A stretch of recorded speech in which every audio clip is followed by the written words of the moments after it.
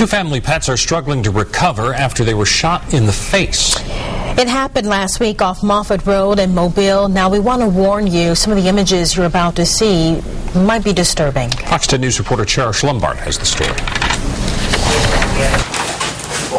Trigger and Bandit are survivors. A year ago, Brian Taylor and his wife rescued the dogs from the county shelter. Taylor says Bandit was in bad shape, but lately he has finally been getting comfortable in his home. Last Wednesday, both dogs were in their backyard when they were shot in the face. Taylor says before he knew his dogs were shot, he saw a white truck pulling out of his driveway. My 4-year-old was looking out the window and he said, "Dad, there's a truck leaving." I jumped up and I see their truck in my yard again. And at that point, that's when I went outside. I followed them up to 98 and they were gone. Whenever I got back home is when I realized that the dogs were missing.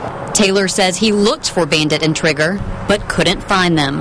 We woke up Thursday and their food hadn't been touched, and that's whenever we realized it was probably bad. Taylor called local shelters to see if his dogs were there, but they weren't. Late Friday night, Trigger finally returned home. I heard something and came outside and found Trigger, and he was, like I said, his face was completely swollen. I went from feeling complete joy of he made it home to total panic of he's probably going to die before we can do anything for him. Taylor and his wife took Trigger to Rim Animal Clinic, where he spent 2 nights.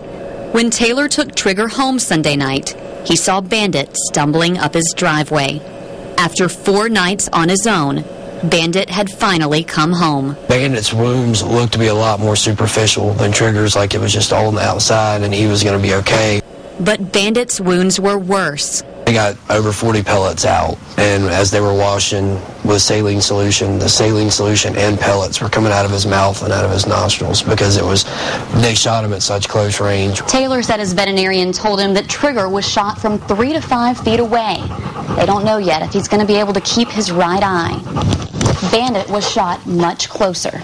They'll know Thursday if he's even going to make it.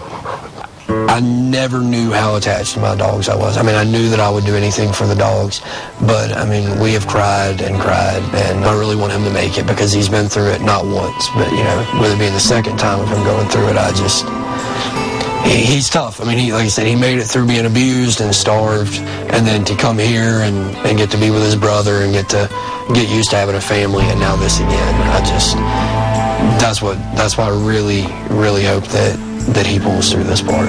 Dr. Caroline Rim says both dogs do have a chance to survive, but the road to full recovery will be a long one. Reporting in Mobile, Cherish Lombard, Fox 10 News. Okay, if you know who committed this disturbing crime, you know what to do. Contact Mobile Police now.